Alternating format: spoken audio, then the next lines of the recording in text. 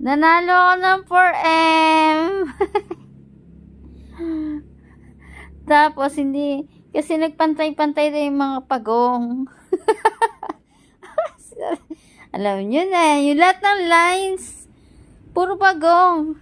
Bakit ganon? Alam ko, nakaka-relate kayo.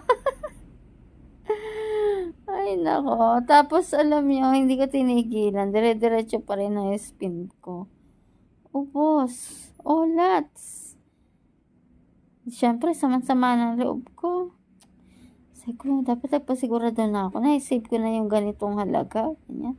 Na-save ko na yung ganitong mga 3M. O, diba?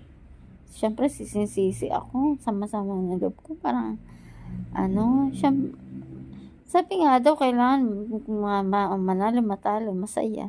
Hindi sisisi talaga ako. Damang-dama ko yung pagsisisi at sadness. Kasi sayang, di ba, panghihinayang.